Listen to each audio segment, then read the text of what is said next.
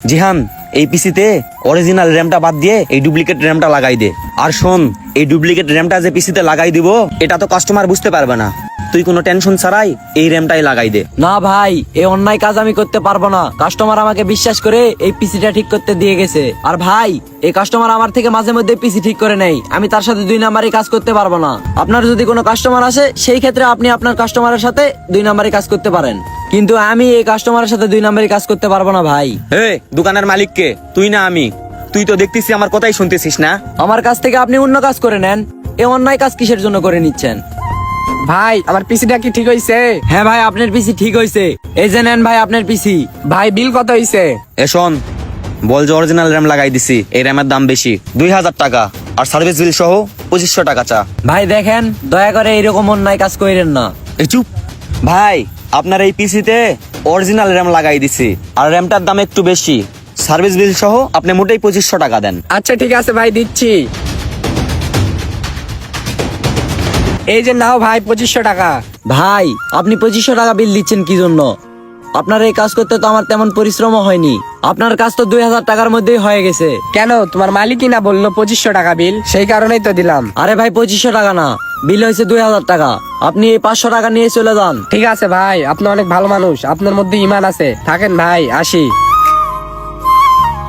এই যে নেন ভাই 2000 টাকা। কাস্টমার তো কোনো কিছু বুঝতেই পারেনি, সে তো 2500 টাকাই বিল দিছিল। তুই নিজেকে ইমানদার বানিয়ে সেনামু করে 2000 টাকা বিল নিলি কিসের জন্য? ভাই আমি আমার ইমান নষ্ট করে কখনো কারোর সাথে 2 নাম্বারে কাজ করতে পারবো না, আর আমার দ্বারা এ সকল কাজ হবে না। আমি আল্লাহকে ভয় করি, আর যে ব্যক্তির মধ্যে একটুও পরিমাণ ইমান থাকে সে কখনো অন্যায় কাজ করতে পারে না। দেখছি তোর অনেক ইমানদারি, আমার দোকানে তো কার ইমানদারি দেখাতে হবে না, যাই অন্য কোনো দোকানে কাজ কর, আমার দোকানে তো কার কাজ করতে হবে না। ভাই শোনেন, আপনাকে একটা কথা বলি, আল্লাহ তাআলা ব্যবসাকে হালাল করেছে, তাই ইমানের সহিত সৎ পথে হালাল ভাবে ব্যবসা করতে হবে। তাহলে দেখবেন আল্লাহর রহমতে আপনার ব্যবসা সবসময় ভালোই চলবে। আর আল্লাহর কাছে দোয়া করি আপনার মধ্যে যেন আল্লাহর প্রতি ভয় আসে আর ইমান আসে। থাকেন ভাই, আসি। আচ্ছা ভাই, আপনার ওই কর্মচারীটা কই? আমার পিসিটা নষ্ট হয়ে গেছে, ঠিক করা লাগতো। ভাই, আমার দোকানের ওই কর্মচারীটা তো দোকান থেকে বের করে দিছি, আপনি পিসি রেখে যান, আমি ঠিক করে দিচ্ছি। না ভাই, আপনার কাছ থেকে কাজ করে নিব না, সেই দিন আপনি আমার সাথে 2 নাম্বারই কাজ করছেন, আমি অন্য কোথাও থেকে ঠিক করে নিব।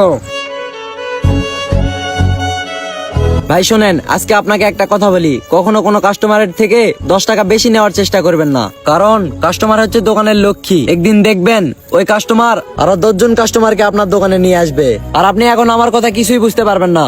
ঠিক সেই দিনই মনে হবে, আর তখনই বুঝতে পারবেন যখন আপনি এই পরিস্থিতির শিকার হবেন। ইসিরে, সেদিন আমার দোকানের কর্মচারীটা সঠিক কথাই বলছিল, আর তাকে আমার দোকান থেকে বের করে দেওয়াটা একদমই উচিত হয়নি। এখন বুঝতে পারতেছি তার কথাটা ঠিকই ছিল।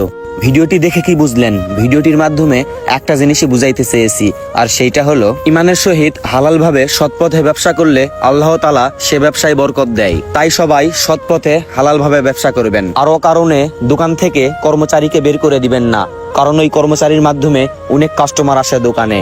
আর হ্যাঁ, ভিডিওটি যদি আপনাদের কাছে একটু পরিমাণ ভালো লেগে থাকে তাহলে অবশ্যই একটা লাইক, কমেন্ট, শেয়ার আর আমাদের পেজটি ফলো দিয়ে আমাদের পাশেই থাকবেন। ধন্যবাদ সবাইকে।